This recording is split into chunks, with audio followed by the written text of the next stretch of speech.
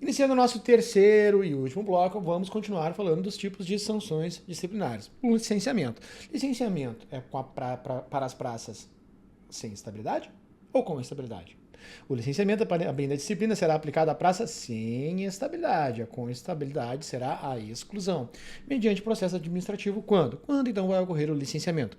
Quando a praça, acusada oficialmente ou por qualquer meio lícito de comunicação, ter procedido incorretamente no desempenho do cargo, então alguma coisa incorreta tu fez, ter tido uma conduta irregular ou praticado ato que afete a honra pessoal ou pudor militar ou decoro de classe. Rodrigo, achei bem subjetivo. Isso pode acarretar meio que um sentido prejudicial para a praça. Pois é, eu também acho, mas às vezes o RDBM ele deixa algo bem subjetivo para, na prática, ser aplicado conceitos determinados e deixar a conduta mais objetiva possível para ser essa praça ser licenciada, né? Praça sem estabilidade, ou seja, menos de 5 anos. A praça, então, será licenciada quando afastado do cargo na forma do estatuto por se tornar incompatível com o cargo ou demonstrar a incapacidade no exercício das suas funções a eles inerentes. Rodrigo, isso pode acontecer? Sim. Hoje em dia, nem sempre foi assim, tá? Hoje em dia tu tem um boletim de avaliação, a cada 2 anos tu é avaliado, né? E essa avaliação tem que ter um score, tem que ter o score. E esse score tem que ter uma nota mínima para tu continuar na função. Não se assustem, tá? Não se assustem. Eu nunca vi mesmo. E olha, eu trabalhei em alguns batalhões. Faz um tempo que eu estou na instituição desde que foi lançado isso, acho que foi em 2012, se eu não me engano. E nunca vi alguém ter o score abaixo que foi licenciado. Mas esse score foi criado com base nisso. A incapacidade de exercer a função e tu vai licenciado se não tiver estabilidade, tá? Se tu foi condenado por crime de natureza dolosa com pena privativa de liberdade até 2 anos, tão logo transite em julgado, né, a sentença. Vamos lá. É por qualquer crime? Se tu cometer um crime de qualquer natureza, tu vai ter esse licenciamento? Não. Somente os crimes de natureza dolosa e não culposa, tá? Culposa. Se for de natureza dolosa, todo e qualquer crime de natureza dolosa? Não. Tem crimes de natureza dolosa que não tem a pena privativa de liberdade. Se não tem a pena, não vai ocorrer esse licenciamento. Olha esse último tópico aqui. Permanecer. Aqui, gurizão. Permanecer no comportamento mal pelo período de 2 anos. Então, se tu ficar no comportamento mal pelo período de 2 anos, vai ocorrer o teu licenciamento. Ao longo das aulas, vocês vão verificar como é que são os tipos de comportamento, né? Como vai ser esse enquadrado, vai estar no bom, no ótimo, no excepcional, ou quando tá para ruim, né? No insuficiente e no mal. Então, se tu ficar no mal, cara, 2 anos, tu vai tomar uma chinelada na bunda e vai sair da Brigada Militar ou do Corpo de Bombeiros Militar. Licenciamento sem estabilidade, né? Exclusão com a praça com estabilidade, demissão oficiais, certo? Gurizada, medidas cautelares é algo assim que, creio eu, meio até inconstitucional, principalmente o parágrafo único. Mas não vamos debater a inconstitucionalidade ou não disso aqui, se está previsto, vamos dar uma analisada. O texto do 17 é praticamente o mesmo do 18, ó, 17 e 18, só muda algumas palavras. Olha para cá. Quando para preservação da vida ou da integridade física, excluídas as circunstâncias de flagrante delito, até porque se o camarada está em flagrante delito não vai acontecer o que eu vou dizer agora, uma ocorrência, vamos lá, quando para a preservação da vida ou da integridade física, excluídas as circunstâncias de flagrante delito, uma ocorrência exija pronta intervenção, mesmo sem possuir ascendência funcional, ou seja, não é mais antigo, sobre o infrator, o militar estadual de maior antiguidade que presenciar a irregularidade deverá, diferente de poderá, tomar imediatas e enérgicas providências, inclusive recolhendo o transgressor a um local determinado, na condição de detido com prejuízo do serviço, em nome da autoridade competente, dando ciência a esta pelo meio mais rápido do ocorrido e das providências tomadas em seu nome. Vamos lá. Quando para preservação da vida e integridade física, pode acontecer de um militar, que é, inclusive, mais moderno, deter o outro com prejuízo do serviço em nome da autoridade competente comum, ou seja, em nome do comandante. Isso aqui é chamado, dentro da caserna, de prisão em nome do comandante. Olha o exemplo aqui. Vamos dizer que para a preservação da vida, olha só, esse militar aqui, Betinho, preservação da vida, aponta uma arma de fogo, que arma de fogo mais feia, né? Aponta uma arma de fogo para o soldado Gil. Apontou uma arma de fogo para o soldado Gil. Vamos dizer que o soldado Betinho, ele é sargento Betinho. E aqui, capitão Juliano Tamargo. Inclusive o Gil foi para o curso de oficiais, né? Pediu baixa para seguir exclusivamente ao GG. Quem presenciou o fato? O soldado, com a mão na mão assim na... o soldado Rodrigo presenciou o fato. Presta bem atenção. O soldado Rodrigo é mais moderno que o sargento Betinho? É. Ele pode deter, nessa ocasião, em nome do comandante o sargento Betinho? Pode, para preservação da vida. Ele vai deter em nome do comandante, vou até mudar o rostinho ali do Rodrigo. Agora eu vou fazer uma cara de brabo. Em nome do comandante, o senhor está detido, sargento Betinho, em nome do comandante, para a preservação da vida e integridade física do capitão Gil. Vamos dizer que deu tudo certo, foi recolhido então a um determinado local. Não é confinado, tá? Detenção com prejuízo. Neste exato momento, o Rodrigo então vai fazer o quê? Comunicar o que aconteceu. E se nessa ocasião, nessa resenha que estava acontecendo aqui, não tem cabo na Brigada Militar, tá? Mas um sargento Gui. O sargento Gui, ele, por ser mais antigo que o soldado Rodrigo, ele que deverá dar esta ordem, essa verbalização para o sargento Betinho. Por mais que ele seja mais moderno. Vou até fazer uma carinha aqui. Beleza? Show de bola. O transgressor permanecerá nestas condições pelo período de 24 horas, prorrogável por igual período. 24 mais 24 horas. Beleza? Lembrando, não confinado. Apenas em um local determinado. Não é prisão. Rodrigo, mas automaticamente vai ter uma prisão?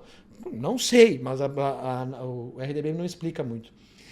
Todo esse exemplo vale para o artigo 17 quanto o artigo 18. Porque o artigo 18 diz a mesma coisa, preservação da disciplina. Desculpem. Preservação da disciplina e do decoro da corporação. E aí tu utiliza o mesmo exemplo. Então eu posso te deter com prejuízo do serviço em nome do comandante para preservar a disciplina. Ou seja, um militar está faltando com respeito ao outro, então isso está preso em nome do comandante. Certo? Mas lembrando, não é prisão, e sim detenção com prejuízo. Medidas cautelares, é isso. Processo administrativo disciplinar. Competência. Competência disciplinar é inerente ao cargo, posto ou função. Autoridades competentes para aplicar. Quem pode aplicar a sanção? Vamos lá. O governador do estado, por óbvio, a todos os militares estaduais. Rapaz, o camarada, para ser punido pelo governador do estado, deve ter feito uma AM muito grande. E se tá escrito é porque já aconteceu, beleza? Chefe da Casa Militar, ele vai ser uma autoridade competente para aplicar sanção aos seus subordinados. O comandante-geral e subcomandante-geral vai ter competência para aplicar todas as sanções disciplinares a todos os militares estaduais. Tem uma exceção aqui que diverge um pouco com o artigo que daqui a pouco eu vou falar. Mas o comandante e o sub têm aplicação para aplicar todas as sanções disciplinares a todos os militares, exceto a que servirem as ordens do chefe da Casa Militar. Anota isso, já caiu muitas vezes e pode ser que caia na hora da prova. Vamos lá. Governador tem competência para aplicar punição a todo mundo, geralzão. Chefe da Casa Militar, somente aqueles que estão subordinados a ele, não a outros. O chefe da Casa Militar não vai aplicar sanção disciplinar a outros militares, a não ser os seus subordinados. Comandante-geral e subcomandante-geral a todos os militares, exceto quem é subordinado ao chefe da Casa Militar. Beleza? Chefe de Estado-Maior, aqueles que estiverem sob suas ordens. Eu estou aqui colocando em quadros o que diz o artigo de vocês. Então vai riscando as palavras do meu quadrinho. Se achou interessante, printa isso aqui, cola lá na tua parede. Ajudante-geral, corregedor, comandantes de formas geral, né? Comandantes de formas em geral. Não é o comandante geral, comandante de batalhão, comandante de CRPO, de comando regional, subcomandantes de órgãos, diretores e chefes, quem estiver sob seu comando, chefia ou direção. Comandantes de pelotão destacado, aos que servirem sob suas ordens. Beleza? Aí tem essa prerrogativa absoluta aqui. Leiam comigo o artigo 21, vocês vão achar um pouco engraçado, mas vocês têm que decorar isso aqui. O governador do estado e o comandante-geral da Brigada Militar são competentes para aplicar todas as sanções disciplinares previstas neste regulamento. E aí eu te pergunto o seguinte, quer dizer que o subcomandante-geral não pode aplicar todas as sanções? Não. O chefe da Casa Militar não pode aplicar todas as sanções? Não. Existem somente duas figuras com prerrogativa absoluta. Anota isso. Existe somente duas figuras com prerrogativas absoluta. O governador e o comandante-geral. Anota. Vem a banca e coloca assim. É correto afirmar que todo e qualquer oficial da Brigada Militar tem competência para aplicar toda e qualquer sanção disciplinar prevista no RDBM. Certo ou errado? Errado. É governador e comandante-geral. Na ocorrência, presta bem atenção nessa aplicação diversa aqui, bem interessante. Na ocorrência de transgressão disciplinar envolvendo militares estaduais de mais de uma OPM, caberá ao comandante com responsabilidade circunstancial ou territorial? Territorial, diferente de circunstancial. Sobre a área onde ocorreu o resultado ou o fato? O fato, diferente do resultado. Tudo que eu estou escrevendo aqui, tu escreve, anota, cara, sem preguiça, sem mimimi. Apurar ou determinar a sua apuração e, ao final, remeter os autos à autoridade funcional superior comum aos envolvidos. Presta bem atenção no exemplo. Vou tratar da região metropolitana de Porto Alegre. A região metropolitana de Porto Alegre existe um comando regional, o CPM. CPM, Comando do Policiamento Metropolitano. Este comando ele está em um nível hierárquico superior às OPMs da região metropolitana. Quais são elas? O 15 BPM, que é Canoas, 15 BPM. O 17 BPM, que é Gravataí. O 24 BPM, que eu servi lindo demais, morro de saudade e Alvorada, os caras são bons pra caramba. 26 BPM, onde eu servi também, morro de saudade, um pouco menor que 24, menos criminalidade, mas é bom também, Cachoeirinha. O 33 BPM, E agora não me lembro se é esteio ou sapucaia. E o 34 BPM, que se confunde com esteio e sapucaia. Vamos pesquisar vocês também, que eu não vou decorar tudo. Não precisa decorar isso aqui para a hora da prova. Isso aqui é título de exemplo. E, cara, vai fazer a diferença na hora do exemplo. Gurizada, no verão, vocês vão ter a oportunidade de trabalhar na Operação Golfinho. Operação Golfinho. Vocês vão ter a oportunidade de trabalhar. Pode acontecer numa Operação Golfinho de tu servir no 24 BPM e trabalhar junto com alguém do 26 BPM. Beleza? Show de bola. Mas vamos dizer que tu está na região metropolitana, e isso acontece muito, fazendo uma operação em determinada cidade. Vamos dizer que em determinada cidade, 15 BPM, Canoas, ocorrência. 2 MS. Um do 33 BPM e um do 26 BPM. Ocorreu estes 2 MEs aqui, transgressão da disciplina. Pergunta: dentro destas OPMs, quem vai apurar os fatos?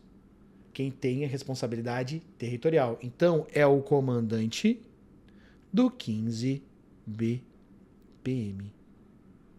Ele vai mandar para a autoridade funcional superior comum aos envolvidos. Qual é a autoridade funcional comum superior aos envolvidos? Aqui, ó, o comandante do CPM.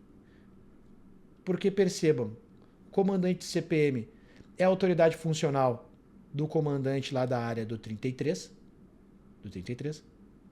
e também do 26. Então, o comandante, beleza, 2 militares cometeram transgressão da disciplina. Vamos dizer que ele ofendeu um sargento numa operação, esses 2 militares.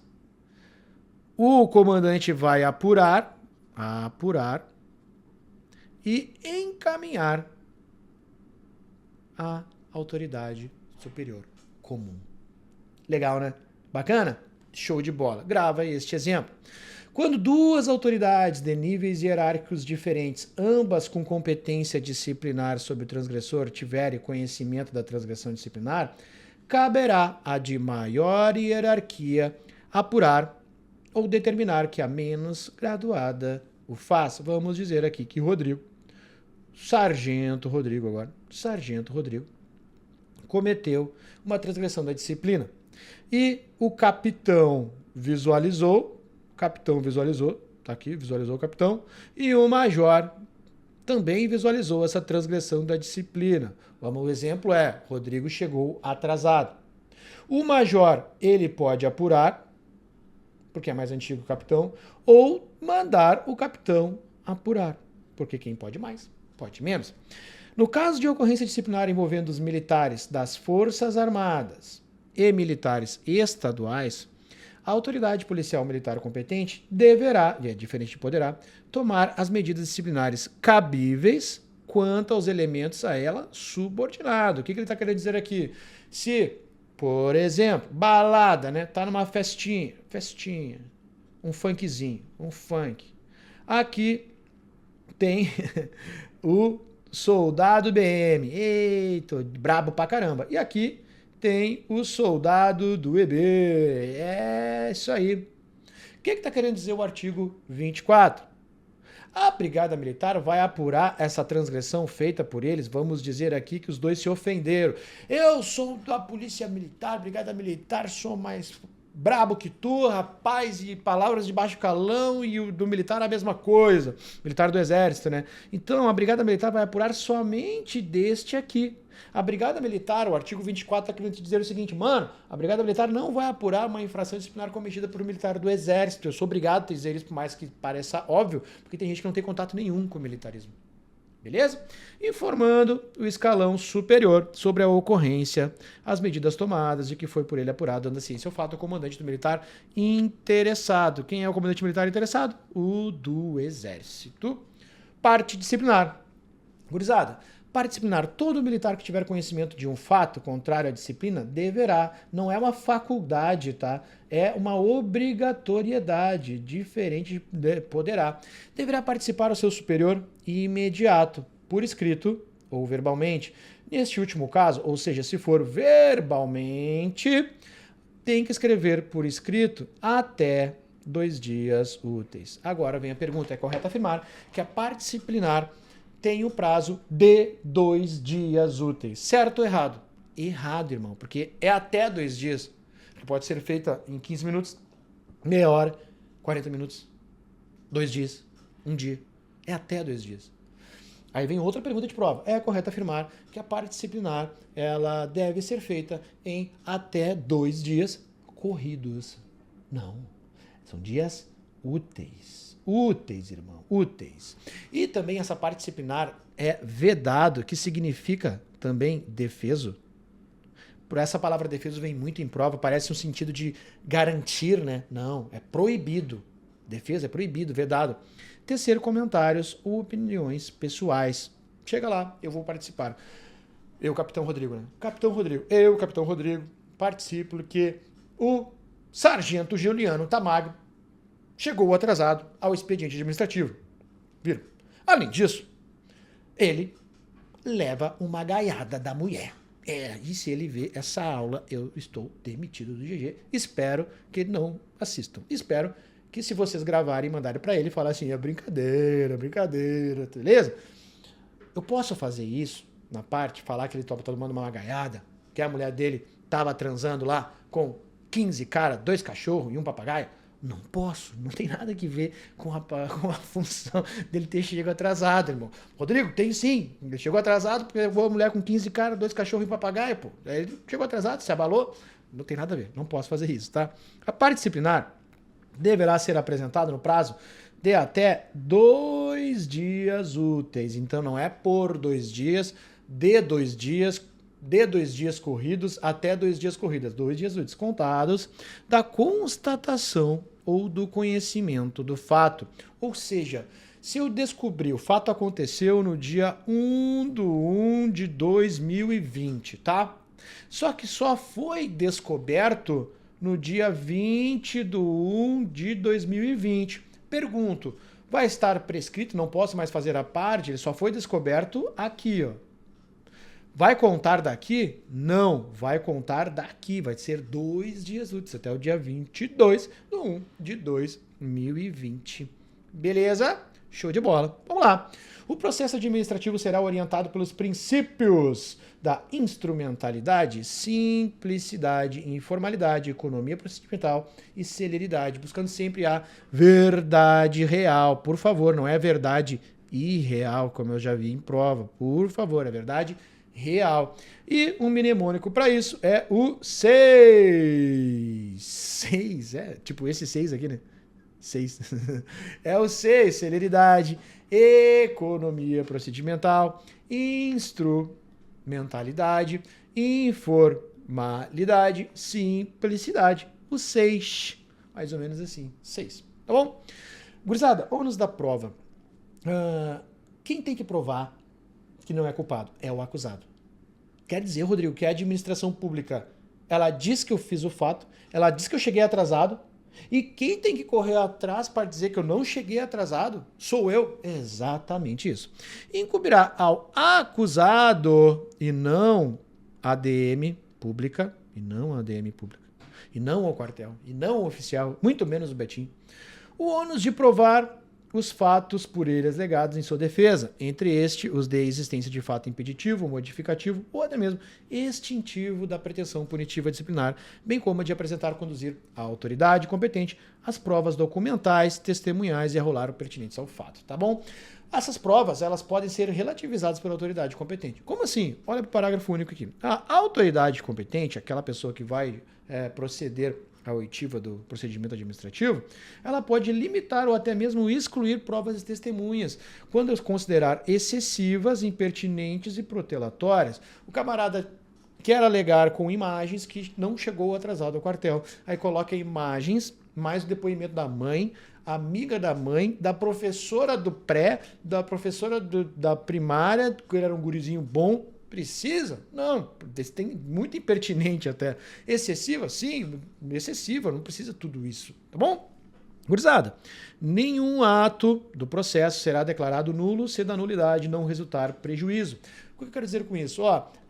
Vamos chegar na parte da aula que vai ver assim, olha, os recursos têm um prazo de 3 dias, tá? Até 3 dias, né? Até 3 dias úteis. E a resposta da disciplinar em 8 dias. Mas a administração nunca consegue cumprir esse prazo. E se não cumprir esse prazo, não quer dizer que vai anular, que tem uma nulidade ocorrendo, porque não resultou prejuízo nenhum para o acusado. Então não resultou prejuízo, nada não vai ter acontecido. Pode ser arquivado? Pode, quando reconhecido. Não existiu o fato, então não existiu o fato de ele ter chegado atrasado.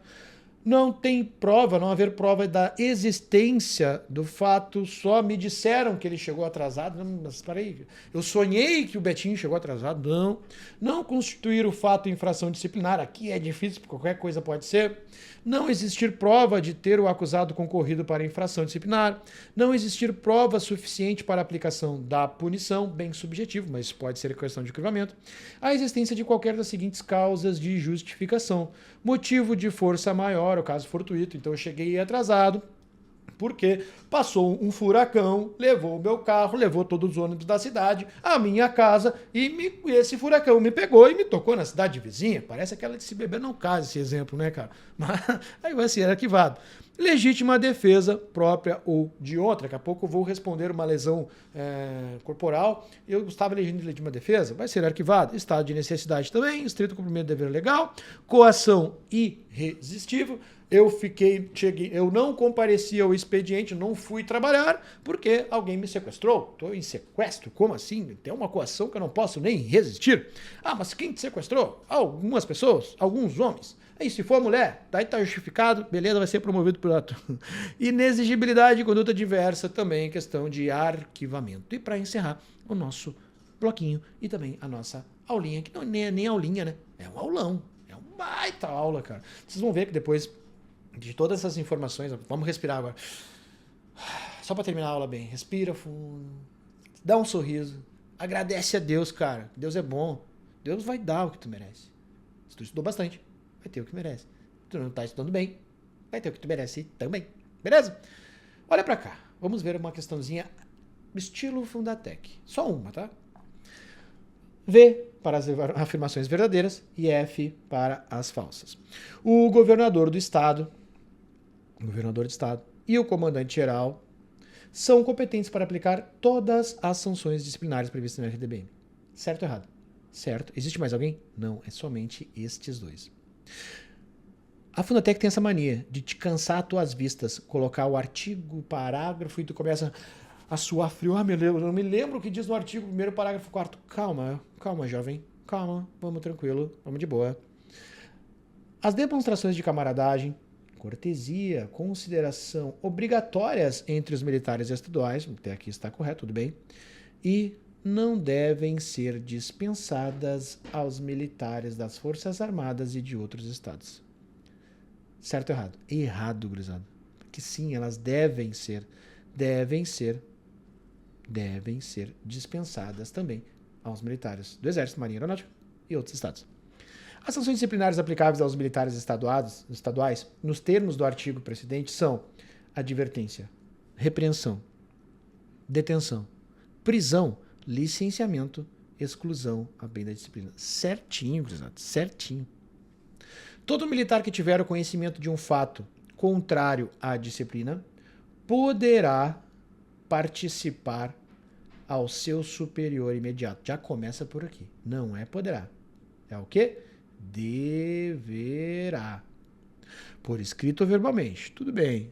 Nesse último caso, confirmando a participação por escrito no prazo de 2 dias. Não é de 2 dias. É até 2 dias. E não são dias corridos. São de dias úteis. Terminou? Não. É defeso ao comunicante tecer comentários ou opiniões pessoais. Tá correto a defesa? Sim, é vedado, é proibido tecer comentários ou opiniões pessoais. Gabarito letra C. Beleza? E eu deixo aqui para vocês aqui o gabaritinho bem comentadinho, bem bonitinho. Certo? Rapaziada, encerramos aí a nossa primeira aula de RDBM. Temos a nossa segunda aula para completar.